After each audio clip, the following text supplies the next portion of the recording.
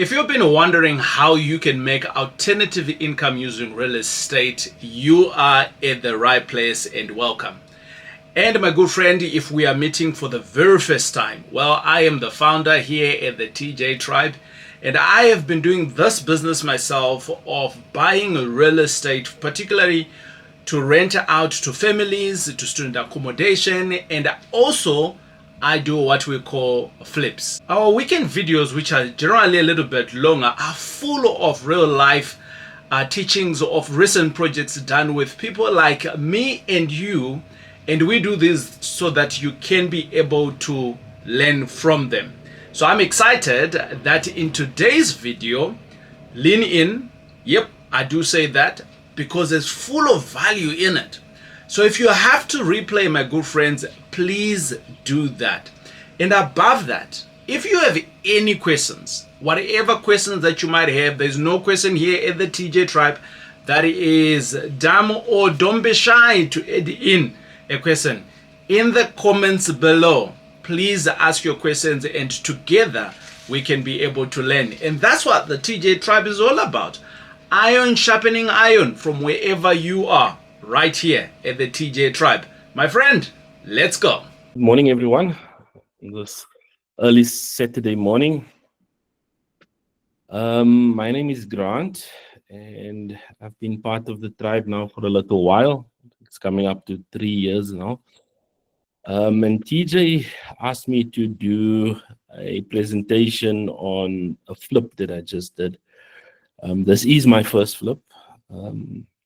And I am not going to talk about flipping as a way of generating income or property strategy today. I'm telling you my story. I don't feel I'm qualified yet to go too deep into flips and to give too much advice, but I'm hoping that from my story you would be able to either make a decision as to this is something you want to do, or learn from my mistakes that I've made during this journey that I've been on. So just the agenda for the day, we've dealt with the introduction. I'm going to speak about why I did the flip itself, speak about the school fees I've paid, and then just run through some numbers with you guys. So who's Grant? I'm 41 years young at the moment. I am a finance professional. I'm working in the financial services industry. I've got an 8-year-old son who's in grade 3. Very proud Man United supporter, even through the difficult times that we have. And I am a property investor. I'm not a future one. I am a property investor, even though I work permanently. I have a student accommodation portfolio that's now sitting 40 strong that I've built over the last 2 years, with some very big targets for the next 3 years. And this is where I spend the majority of my time when it comes to property investments. I also own shares, or I have shares in 1 or 2 little other ventures. And then I've set this date of my retirement. I will be turning 45 by that date. I don't have a lot of time left, but I want to be in a position to say, look, my 9 to 5 is now my property investment, and I'm buying back a bit of my time there. Okay, so let's talk about the flip. Why, if I'm so heavy into student accommodation, that is income stream, which I think everybody is jumping onto now because it's so lucrative, why would I still look at the flip? So, like I said, student accommodation is my long-term plan to financial freedom. I plan on adding houses every year, adding beds every year. But it gets to a point, and this is more for me than anything else, it gets to a point that after I've chased the next deal, that I bought the house, I financed it, I'm turning it around, I'm putting in beds, getting it accredited, and after that, it's boring. Not boring that it, in the sense that students are boring. Students will push your blood pressure up like you cannot understand. But the management part of it, to me, I find completely tedious and boring. I want to chase the next deal. I want to talk to builders. I want to take something and turn it into something that is more positive and creates future wealth. So the word boring I use here loosely, because like I said, if you're in student accommodation, it's never just boring. I'm an accountant by trade, and I've kind of been working for 20 years now already. I draft annual financial statements, I prepare budgets, and there's only so much you can do to make it look pretty. Where property has a more tangible feel to it, you can drive past that place and show people that I did that. Then in 2021, I lost my wife as during that COVID period, and we had a passion for renovation.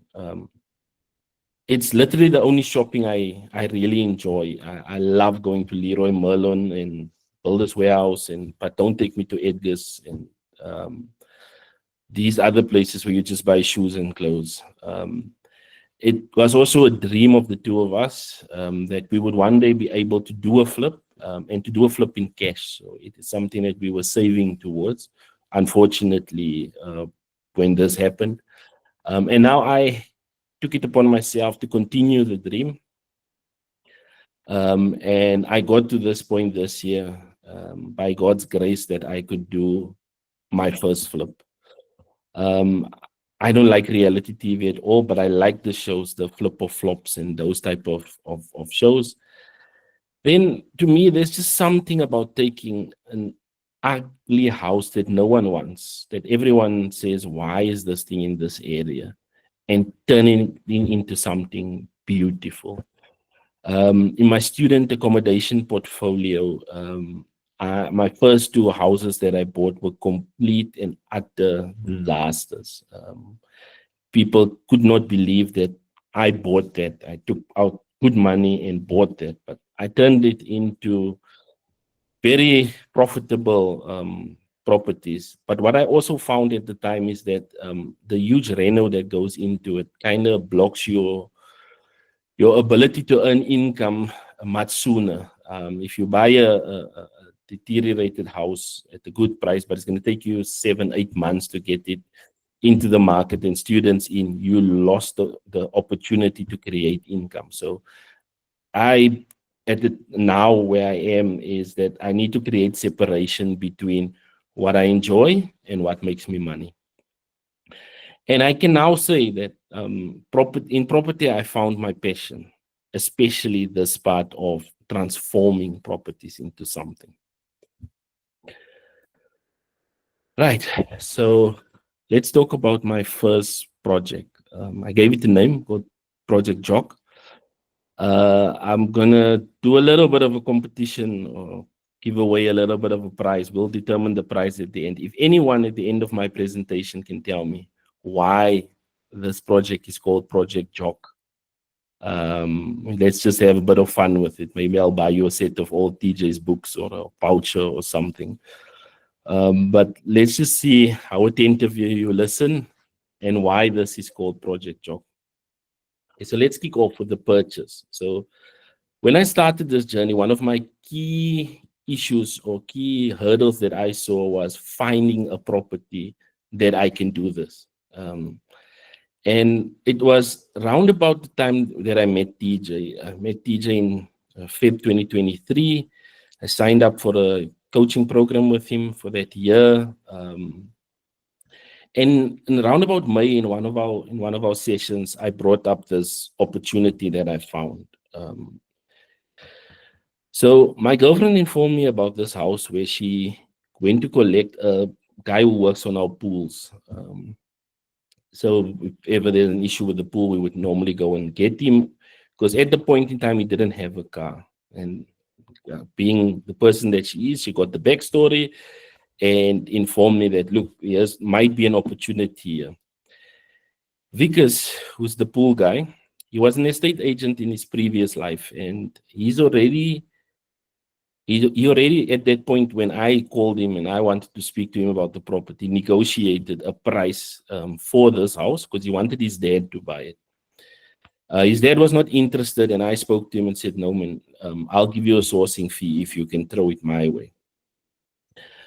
But this is now April 2023.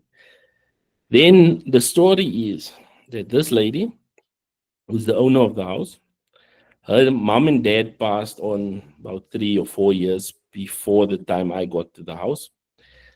She was a drug addict who would literally sleep for days. Seems like she was in a very deep depression. And when I eventually managed to speak to her, just between April, I think the only time I got to see the place was about 3 or 4 months after, because either she's sleeping, or she says she's busy cleaning the place, and she just always had an excuse as to why she would not. And then some days she would phone you and say, "Okay, no, let's arrange something," and then she cancels again. It's always this back and forth with her. Eventually, I one day just stopped and said, "I'm here. I'm going to view the house now." Um, and she allowed me. We then agreed between the two of us that I can bring a contractors and the building inspector before making her an offer. And that was cool. I took the building inspector, I took Marisha Robus, and she came out and spent a couple of hours on the property. And she issued a report about 22 pages long, which highlighted about 60 issues that needed attention. It was quite a daunting report to read. And for most people, they would just run away at that point in time. For me, I only saw an opportunity to do what I've always wanted to do. And in my life, this was now property number 3 that had to have a massive renovation. So I'm excited. So I highlighted this portion.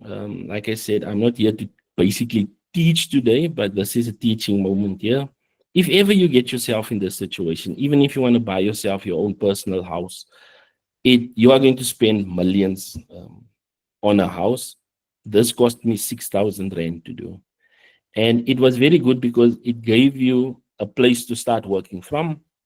And if you're going to buy a house for yourself, you can also use it as a negotiation tool. But it's a very good report. And I'll rather lose 6,000 than lose a couple of 100,000 on a bad deal, just because I was trying to save that amount of money. That's just an example of how the property report looked like. This, like I said, she points out everything and gives you a little bit of a write-up as to, it's not a big issue, this is a major issue, you have to deal with it this way, I suggest doing this. So it really helps and guides you as to what you should be looking at. But I have to say that obviously she can only see what she sees. She climbs onto the roof, she goes into the ceilings, but this place was so cluttered that there was no way that she could really see everything. But she covered the just on. So with this report in hand, I now had a decision to make, and my decision was whether to go ahead with the deal, at what price do I buy it, where do I pitch it, what am I going to do, what does the final outcome look like. And I came up with the following deal structure. So the house itself is a 3-bedroom, 1-bath house. It had a small storeroom in Roodepoort in the west end of Johannesburg. Now, like I said, I've been living in Roodepoort for the last 13 years. It's a very old Afrikaans neighborhood with very good schools in it. And what you'll find in the area is that there's houses available at the lower end, about 1.4 to 1.7. These houses are all 4 bedrooms, double garage with a pool. And like I said, very Afrikaans, so there's a big braai area always. But it's always very dated. It is your tannies and ooms of that. The house looks like 1990. You'll find pink bathrooms and green bathrooms and those type of things. So if you're willing to spend a little bit of money, there's very good value in this area on the West Rand. But because we live on a bit of a cliff or a ridge, the higher up you go, the more expensive the houses become. So The higher end will reach here 2 to 3 million, some more than 3 million, but 2 to 3 million, you find a more a modern place. So when I looked at this, I said, if I can do all of this work that I want to do in somewhere in the middle of those two amounts, I know where my break-even point is. There's no way I can lose money on the deal. Then we settled on a purchase price of 800,000 voetstoots. I mean, this house was shot to death. You can see from some of the photos. There's no electricity in this house. There's not a single electricity cable left in this house. Everything has been stripped. They still had running water, but everything else has been stripped. And because in dealing with this lady, you could see that life, life punched her, but hard. Fell on some bad times after the passing of her parents. And what didn't help the situation is that about 3 or 4 years ago, her boyfriend was arrested for, I think he was stealing some machinery at work, and he was arrested. And from that point, she was just not a person anymore. That's the story I understood at the time. So not only did I want to buy the house, fix it up, I also wanted to see if her getting the funds released here, and maybe it would just be a new start in life for her. And that's the approach I took when we started this deal. Literally, we would meet at Clearwater. I would buy lunch at a fancy place so they can feel that they should still be part of life and normal day-to-day life. I also at the time spoke about a soft exit for her. We would assist with the move. And one of the biggest issues we had was that there was a 400,000 Rand outstanding on the COJ account. And I committed to at least attempt to get this down by a settlement agreement or something. So we signed the OTP, and I included a clause that gave me autonomy on the work on the exterior of the property. This was about March 2024. Now, if you look at it, that's exactly a year later since when the deal was introduced to me. So while I was going on building my student portfolio, I would just now and then reach out and see if she's now willing, if there's appetite, has the situation changed. So a year into the deal, that's when we only signed the OTP. But what I did was, because one of the issues, one of the things I was concerned about is she doesn't have anything. And how am I going to get her away from the house once we've bought it? Because this house was still owned by the dad. There was no estate registered yet. So it's going to be quite a process for her to get the money out of the estate. So what we ended up doing is we signed an OTP, formal OTP at 750,000. So that was the price that go to the estate. And then I separately agreed with a 50,000 Rand exit assistance package, which paid out in the following terms: 10,000 when she signs, 20,000 on registration, and 20,000 on the exit. So when she moves, she gets the 20,000. When it registers, she gets the 20,000. And she was so grateful for this. Just look at the exterior of the house. Just to give you an idea, the video plays quite quick because we had to do it for TikTok, but it would give you just an idea of what the place looked like. Welcome to our worship. OTP has been signed. Owner has given me permission to start the work outside, taking a first tour of the exterior. You can see rubble in the yard, broken things here, old carpets.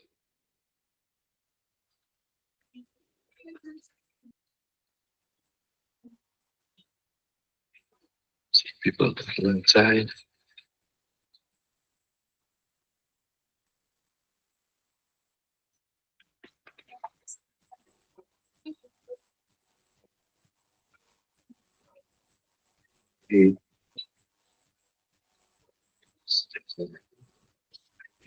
It's not in line with regulations. Yeah,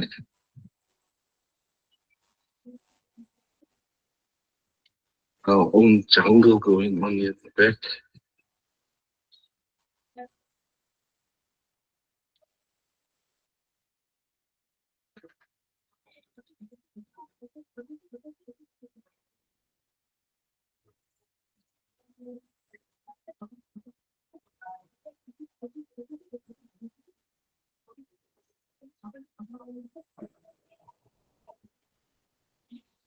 And toilet. Starting work on the yard clean today. We're gonna be removing some trees. Just get the grass cut, all the leaves removed.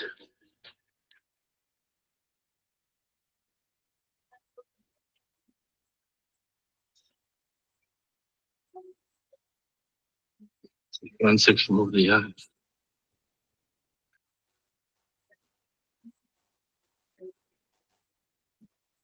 Remove some of these trees.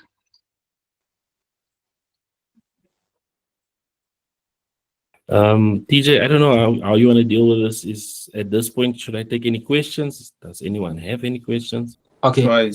I Grant. Aye. Yeah. No, I just wanted to ask you get your report because he did he specify, did he try to give you the estimated amount of how much you're going to spend, or you had to now go and do your quotation so that you can be able to know, if I'm going to be buying at this price, and then my expenditure in terms of renovation is going to be this month, then so that you can advise your buying price. So when you negotiate, so how, yeah. Yeah. So she didn't give prices within the report itself. She did recommend one or two people that could take the report and generate a quote from there. But rough numbers was discussed. So on the site, she would give a whole lot of advice on this tree has to go, that has to, you have to do this, you have to do this. But don't be too concerned. There's nothing that I found that I would say run away from this deal. So to answer your question, no. She gave me a rough figure. Said, okay, you can look round about this price just for fixing the cracks and those things. But ultimately, it's what you're going to do with the house at the end of the day, which she doesn't really have sight of at that point in time. So I reached out to TJ at the time as well, and he referred a couple of people, which came in and they did quotes for me before I put the budget together. No, thank you so much. Right. Shall we continue? Right now, up until this point, I'm still as happy as a child on a Christmas morning. All I'm doing is planning and going to stores and shops and looking at pricing and meeting contractors. I am as happy as can be. And obviously, because I've included in the OTP that I can start work on the exterior of the house, we immediately jumped in and started planning what we are going to do. So we drew up new building plans because the old building plans was not a true reflection of what was on the ground at the point in time.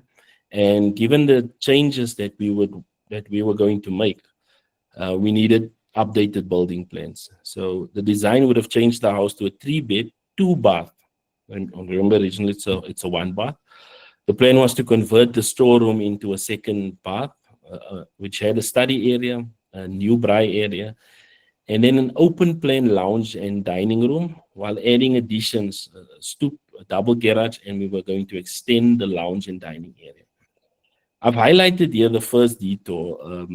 A critical thing happened here at this point in time. My best friend, who's a draftsman by trade, he took a job in Johannesburg, and came and stayed with me for a couple of months. So it happened perfectly, so he can draw up the plans.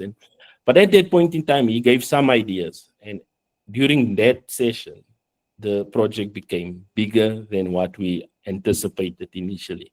So the 500,000 Rand budget that I had on my previous slide is now no longer 500,000. I won't call it the first mistake.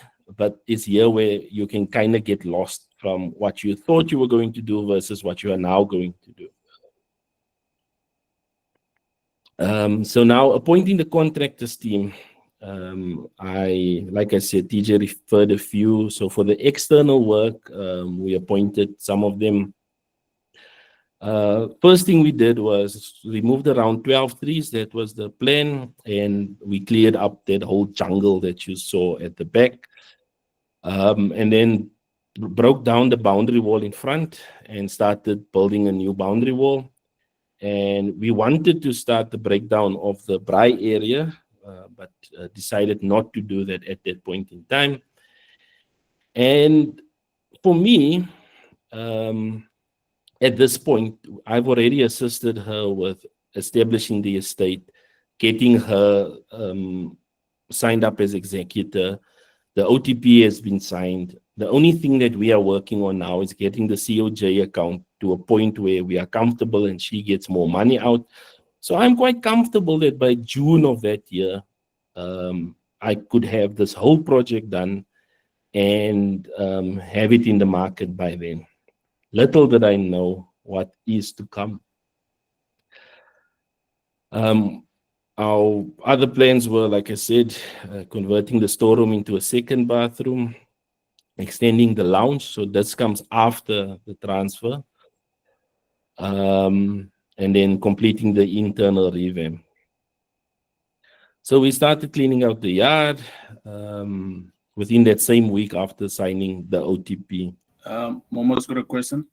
Yes, Momo? Hi, Grant. I wanted to find out, before you move on, what is the COJ account? It's just your rates and water account. So basically, they have not been paying their account for the last, I think it was 7 or 8 years at that point. No payments was Municipal account. municipal account. Okay. All right, thank you. Glenda has a hand. Yes, Glenda? Hi, Grant. Sorry. I just want to find out, what do you call the person that did the property report? I think it's a property inspector. I think that's what they call him. And there's we can share the details of Marissa. She actually speaks a lot in the property circles. But I think it's a property inspector. Okay. I can always confirm, but I think it's a property inspector. You're right. thanks. It is a property inspector. They go with the name house inspector, property inspector. And traditionally, they are people that do the inspections of when you're doing a new build. But there's been a gap in the market where existing houses are being converted into different things and nobody know about it.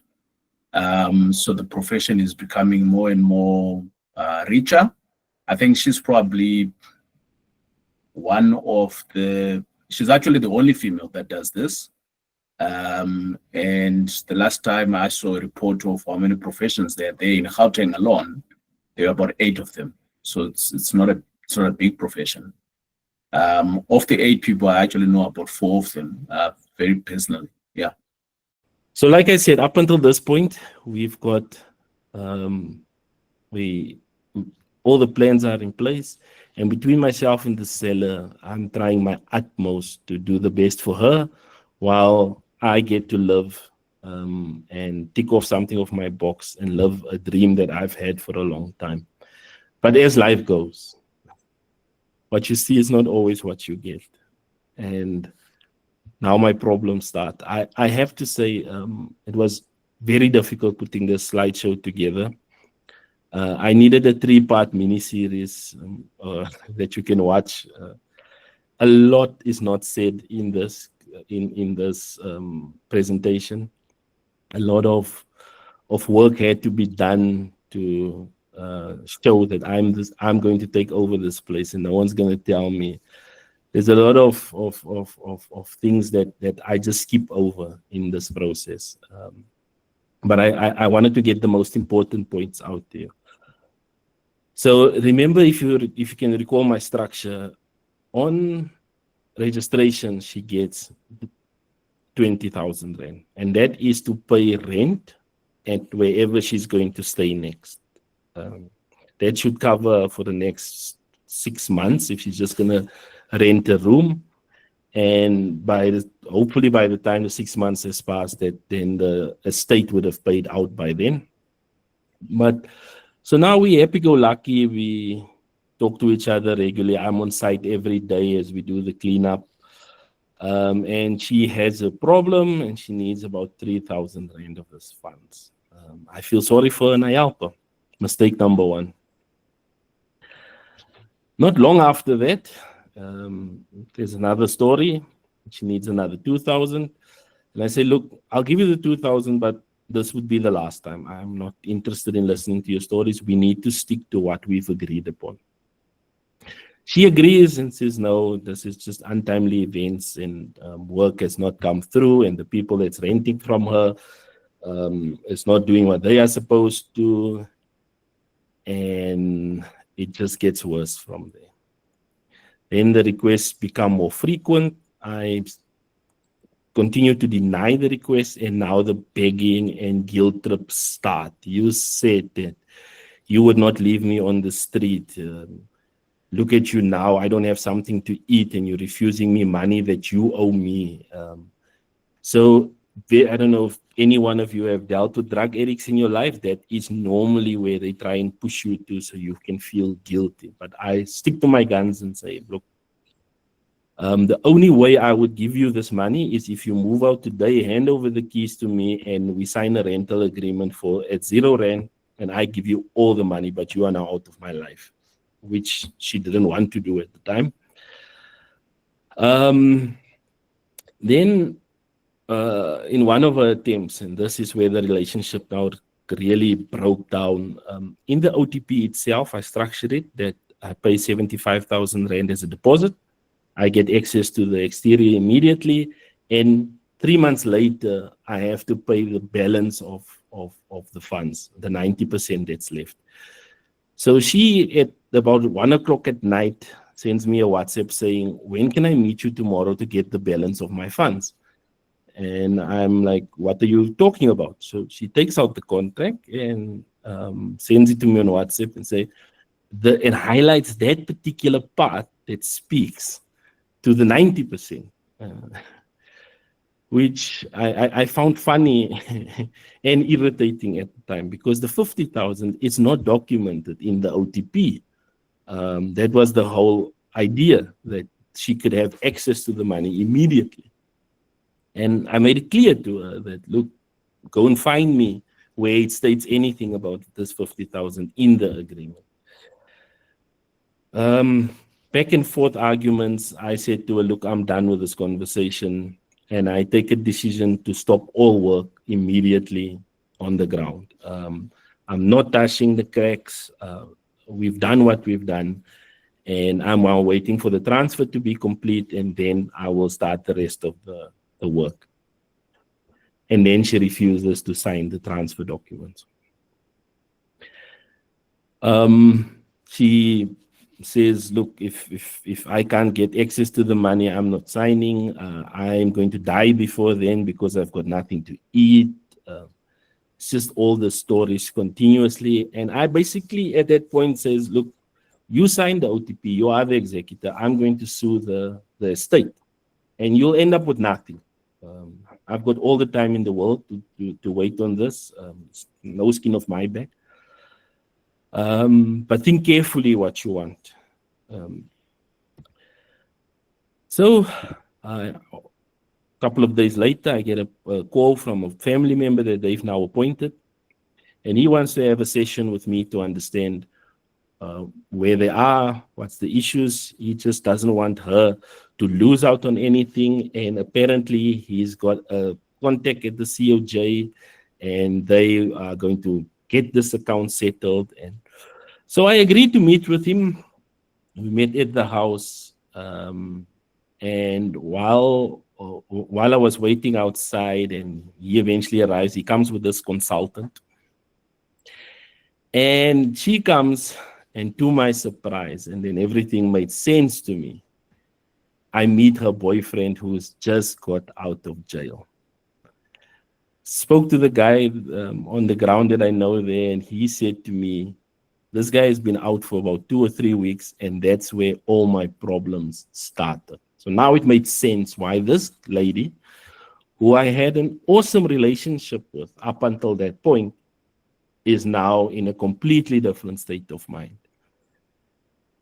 Right, so we have this meeting, and you could just see from the meeting that this is going to go nowhere. These people are the guys who were appointed to look at it are just out for money. And we agree on, they agree on a way forward, but they need a deposit first. 5,000 Rand deposit before they can start working. She doesn't have the money. I eventually then said, I will give them the 5,000 Rand and deduct it from your fees if you are in agreement with that. They agree, they appoint these people, I give them the 5,000 Rand, and this family member ends up running away with the deposit. Now we're back to square one. This thing has to move forward. She now says, this guy has run away with the money. She doesn't know what to do moving forward. I said, well, look, you have to make up your mind. I'll either meet you in court or we just continue. You get your money and you start your new life, which she then agrees to. And we move on. She signs the transfer documents and we move on from there. So now, on the 6th of November only, I get the property registers. Obviously, at that point in time, I've been warning them nonstop that this is going to happen, this is going to happen.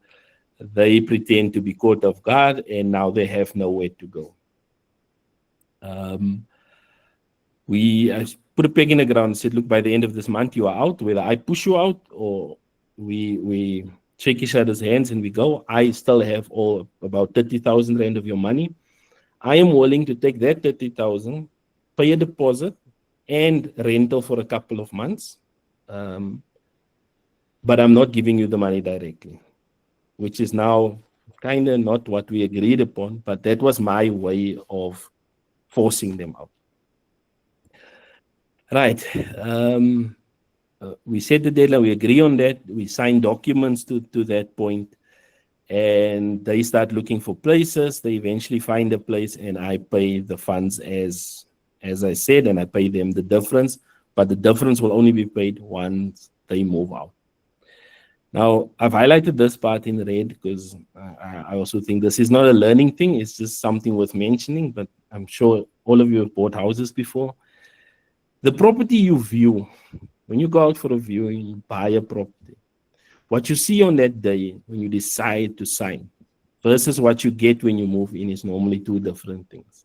Now, when I went to view the house, you can see by the state of the exterior, the house was not as cluttered as what you're about to see. It just smelled like wet dog and it was dusty. Literally, that's what it felt like. We could move around through the house. Everything was just old. But it was not to a point where all I wanted to do was run away. I could actually still stand with the contractors in the house. Yeah, you were left with a smell in your nose when you were done. Right. But I'll show you the video now as to what I found when the transfer went through. Right, so we now, okay, let me show the video first and then I'll.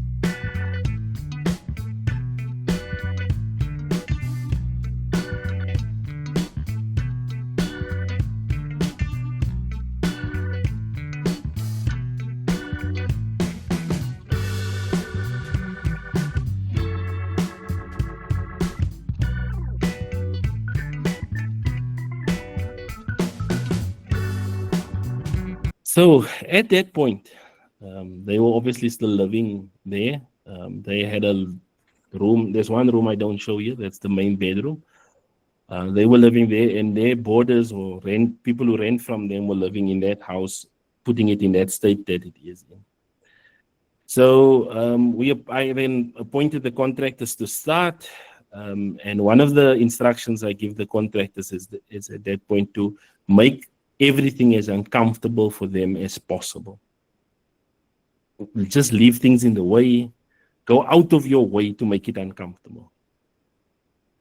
Then eventually they left, but they left the dog behind and almost half the stuff inside the house. And that was now the last fight. Then I literally lost it one day, and I instructed the guys to take everything and just throw it outside, because then it's this story, then it's that story. I felt sorry for the dog. I couldn't really kick the dog out, but eventually they came and collected the dog. And then another important point, and something that we all should know and should have budgeted for, is once the house was decluttered, I probably had another 100,000 to spend. That was not in my original budget, because of now you can actually see what the place looks like. Now you know what it is you are facing. Up until that point, the clutter hides so much. Right. So this is just us starting with the construction.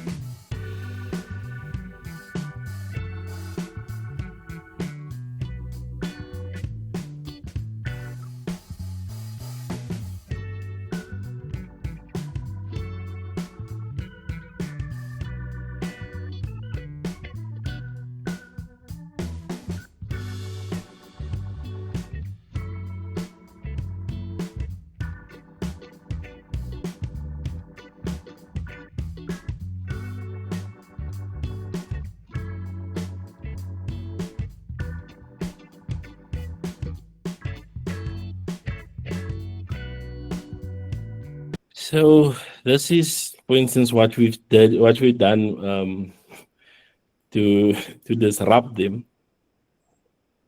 They love their net quarters. I said, dig a trench so long. So it blocked off the access to the toilet, basically.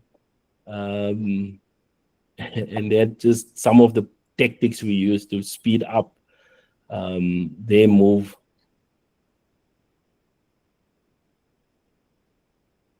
Then here you can see us having to install a full new sewage pipe, which was not budgeted for initially. And just a view of the timelines that we had. So we started construction on the 7th. We got the electrical team and the plumbing team in. By the 15th of December, everybody went on holiday, but by then the main construction and the roof was done. It was now just interior work that we had to do. Came back on the 15th after holidays. We completed the tiling and installed cupboards and all of those things. And by the 31st of March, we were just cleaning up and doing minor touch-ups at the time.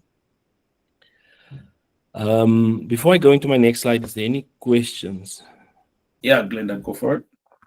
Hi, Grant. What was the reason for adding another bathroom, why didn't you just sit with the original structure of the house and just renovate the original structure of the house? So in the area we live is typically mainly 4 beds. Because I had a 3-bed and it had a storeroom that was attached to the main bedroom, shared a wall. It was easier for us just to break through there and create an ensuite. Now, I mean, it's unheard of in the area where I stay that you will only have 1 bathroom, not have a garage. So if we were to look at what we were competing with, what was currently in the market at the targeted ranges, there was no way that I think we would have got away with only 1 bathroom. So the bathroom was actually the easier part of the thing because of its proximity to the main bedroom, that it shared walls with the main bedroom. So that was an easy change. It was the extension and adding the double garage where the main work actually sat. But to compete with other properties in the market and to get the sale through quicker, it was my view at the time that I needed to at least have 2 bathrooms and a double garage. Well, what about the sewer line? What was wrong with the sewer line?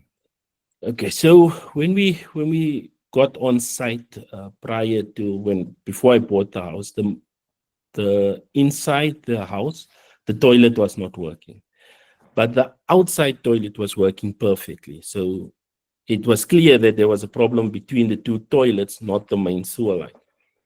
When we started digging for the foundation on the garage side, we actually got to see the state of the sewer line. It had so many bends in it and so many holes in it that there was no salvaging it, and not even salvaging parts of it. We just had to redo everything. And obviously it's underground. It didn't show any signs of blockages and stuff on the main line.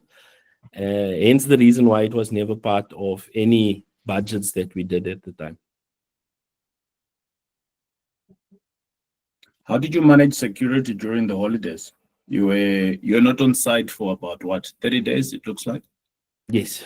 So like I said, TJ, I needed a 4-part mini series. So this guy Vickers was the pool guy. I arranged with him that he could continue staying in the house, and he also does a whole lot of maintenance work for us at church, and we share him. I left him in the house and got him to just start priming the house and those type of things. But on the 16th of December, just before I went on holiday to PE, Vickers ends up having a whole drug party at my house. So I kick him out on the 16th. The 17th, I arrived there. I caught them off guard. So I kicked him and his girlfriend out. I gave them 4 days to vacate. And I start phoning around for people to live in the house. Now, at that time, the house was actually complete on the outside. I actually considered moving in myself, but there's no electricity. I was ready to pack up my dogs and go. But then my carpenter phones me and asks me, when can he start? Because one of his other jobs fell through. Is it any possibility that he can work throughout the holidays? And I said to him, you're phoning me as if you were sent. Let's start, but you have to stay here. And it was the best thing that could have happened to me, because he came with the guy. He left the guy. We did other jobs somewhere else. That guy remained, and that guy painted, and I paid them a fee every day for staying there. Okay. No more questions. Okay, cool.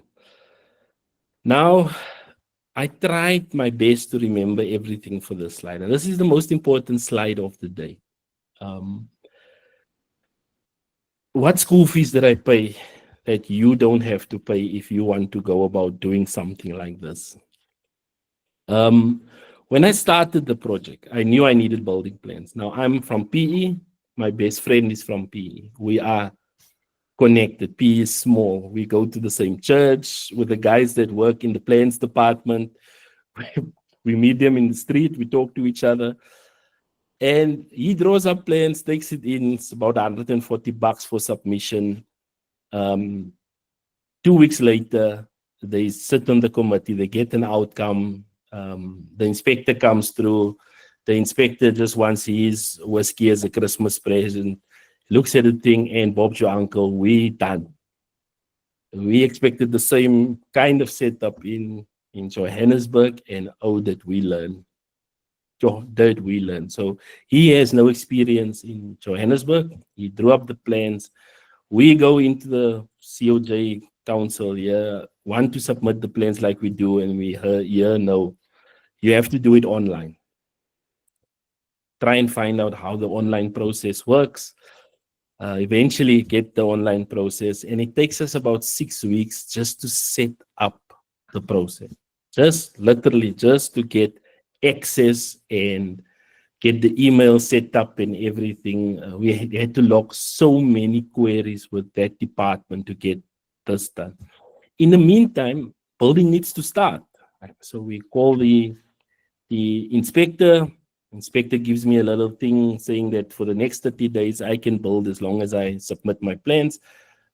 But there's sandwiches that needs to run. So I think I paid about 4,000 Rand in sandwiches over the period. Every time it's either one or two of them that come out, and then there's a sandwich that needs to fly, because you cannot start building without the approval. We can't get the approval because we don't get access to the system. It was just craziness. Then when we start the building process, the compliance certificates and things that you need to submit to the COJ is different to those of PE. Not major differences, but slight differences. They are way more demanding on certain things, where in PE they kind of more relaxed. So we only found out most of those things while we were going through the process. Now, all of a sudden, you have to appoint this engineer and that engineer, and they want this certificate. And before you know it, just in these costs, we get to about somewhere between 35 and 40,000 Rand, of which probably only 5,000 Rand was budgeted for. Then, continuous changing of the design. You started with a plan. Then when you get there one day, or you see something in Leroy Merlin, or then it's going to look better this way. Every time you change something, it costs money. Something you might have not seen in your initial design. Now that you have access, you speak to the contractors that's now on site. They would say, but if you want to do this, then that needs to happen. And that brings me to the side effects of the continuous changes. So you designed it one way, but if you want it that way, it might affect something else. And you only find these things out as you move through them, as you have your daily start meeting with the contractors. They will tell you, okay, this is what your plan says. But if I go this route, I need to change this pipe, and I need to do that, and I need to do this. Are you sure you're sticking to your design this way? Okay, yes, let's just do it. I can't work any other way. But continuously changing your mind throughout the process is a big no-no in my. It's good if it works in your favor, but I made this mistake too much during this process. Another thing is you're planning to avoid duplication of tasks. You are so into wanting to get the place done that you would say, man, just prime the place, or just paint that wall. And then other things still need to happen, and then you have to repaint the wall. And those are mistakes I made. The unknowns. The sewer system was about 20,000 Rand to replace. That we didn't know. It took a couple of days off the work schedule, because you saw how much we had to dig up on that ground there on that side. But the sewer system was not the only unknown. There was quite a few others, but this was the highest value that we didn't see at that time. And obviously the main thing of any business, this is a business that I run. I have student accommodations that I run. So I started off this project with enough money to finish it. But then life happens. One of my accommodations down there, I thought I could get an extra 6 months out of the roof, and we had all those storms. I was forced to now bring a project that was scheduled for later in the year forward, eating into my cash flow. So now what was already a tight budget has a hole in it. You have to look at that. And this ultimately caused certain delays in the project itself, because I could not start the tiling, for instance, until we get money available again. And to top everything off, I'm still an investor. If there's a good deal coming my way, I'm going to try and make a plan. So what I do when I saw the cash flow issue that I'm going to have, one of my other buildings, which is now completed, I did it in cash. I'm refinancing it now. So I refinance it with EBSA. EBSA took some Hello Peter complaints. I spoke to TJ for people that I can escalate to. It took 7 weeks just to open a bank account at EBSA. And that 7 weeks lost of progress, basically. And when I eventually got the money, a new deal came up, and I ended up using that money to buy a new student accommodation.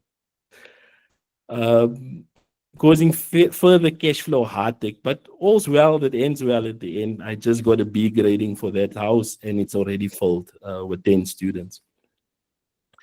Then the council. Guys, I don't need to speak about this. I think all of us in life has gone through a phase or something where the council was an issue. We couldn't get the 400,000 reduced at the time. We didn't have electricity up until February. February, we applied for electricity, immediately changed it to a prepaid meter. And then the next thing, the city council is there. They want to cut off your electricity because your account shows that you have not paid, but you never received the account in time. You've got a prepaid meter, but they're charging you almost 30 grand for electricity over that period of time. Then when it came to the house actually being sold, the council held up the process by a further 8 weeks, just sorting out the linking of a prepaid meter. I have no advice for you when it comes to the COJ. Maybe just appoint a council runner to help you. I try to do most of this myself at the point. But this one is an issue. It's a massive issue in your life. Not just for flips, but for anything that relates to a property. Then a key thing, if I don't say anything else today, if you are going to flip the house, just remember it's not yours. Yes, your name might be on it. It's not your house. You are not going to live there. Don't design it as if you are going to live there. Design it in such a way that it appeals to more people than just yourself. I have more expensive taste when it comes to a house. So some of the elements I've put into the house was more expensive. I could have gone slightly cheaper, but that's just not my style. And that's a lesson I had to learn the hard way in this process. But it's very important to know that unlike like a multi-let or one of those things, you are fixing this house to sell it. So don't make it as if it's your house that you are going to live in. Another thing, it will never be perfect. I lost probably a month just tweaking this and doing that and painting here and, oh no, trim it to that color. And now I would rather want this stone instead of that stone. It will never be perfect, but because it will not be your house. You need to appeal to the masses, or not to a specific group, not maybe to the masses, but to a specific group. And it needs to be neutral enough for you to appeal to more than one person. And then probably one of the biggest headaches I've had, I now have a stunning product. I can say it. You'll see the video now. I've gone all out on this thing. It became more of a passion project than an investment project at the end. it was my first. I said, I'm going to do it my way. As long as I don't lose money eventually, I went from that 19% return to as long as I don't lose money in this thing. But I want to put something out there as a statement for my first one. But I've learned so much during this process that when it came to the selling price, I looked at what was in the market currently, and I kind of panicked a little bit. There were houses that had swimming pools with similar aesthetics to mine, not as modern as mine, in some cases that will slightly go below where I wanted to go. And I ended up, I think, putting it out in the market about 75 to 100,000 under the value I should have. And I studied the market, but I think it was more out of panic, more out of, but I don't have this and I don't have that. But instead of letting the house speak for itself. There's a whole lot more in terms of lessons that I've learned here, but I've highlighted the main ones. So that if you ever attempt on doing these things, just know there's certain things that you need to have in your planning upfront. On-the-job learning is normally the best learning, but you can avoid making the same mistakes I've made because I've done it now.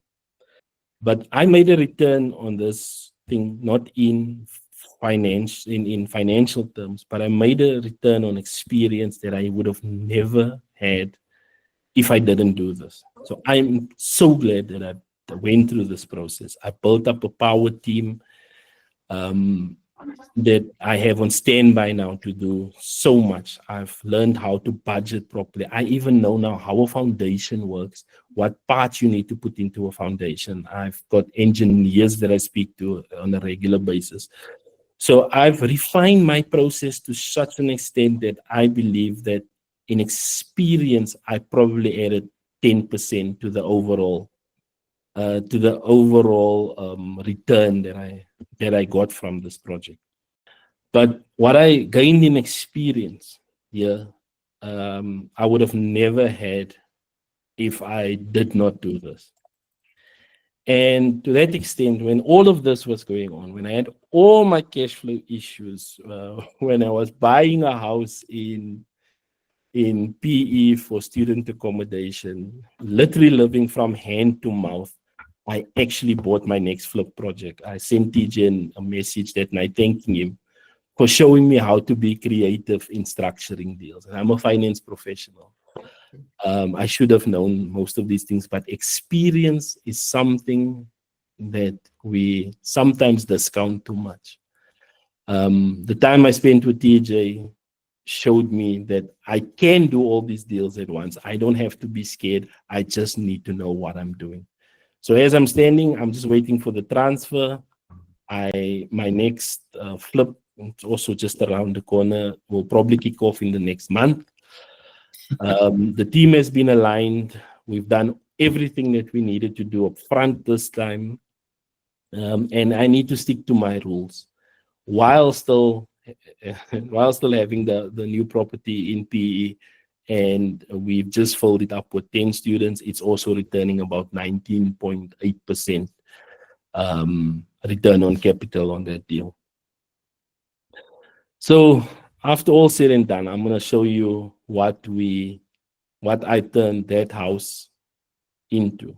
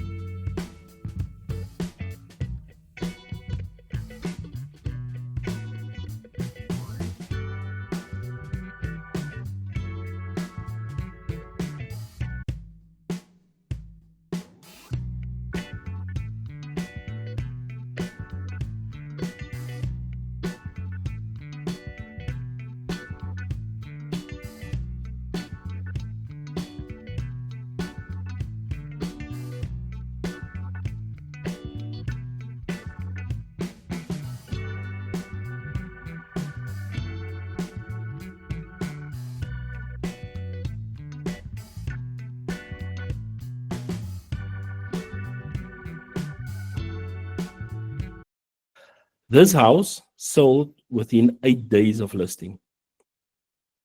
And at full price. There's no negotiation or nothing. Full price. Well, I am sure that you've been writing so many notes on this one. And I'm sure you probably have pages and pages of just the learnings that we got in today's video. So well done in learning with us. And my friends, this is just the start. We have more learnings to help you on your journey of building alternative income. And my team and I, we want to help you, but we cannot help you if we don't know who you are, or where you are on your journey, right? So help me so that I can be able to help you. By doing that, all you need to do is just jump onto our website. You'll see it comes up here, www.thetjtribe.com. And all you need to do is to click on the link that says Discovery Call, book my slot for Discovery Call. And we will guide you on the next steps of how best you can be able to learn more. What you learned today is probably maybe about maybe like a fraction of what we teach here at the TJ Tribe. So let me help you, but I can't help you if I don't know who you are. And I can't help you if I don't know where you are in your journey. I am eager to help you to make this year, or to rather guide you so that this year can become your best year ever in real estate. But above that, thanks for watching. And if you have to send this to someone else, please do that. Don't forget to share. And if you have commented, hey, we will check you out in the comments again. But don't forget to book that call. It is essential for your generation. It is essential for you creating an alternative income. And we want to help you. It is I, TJ.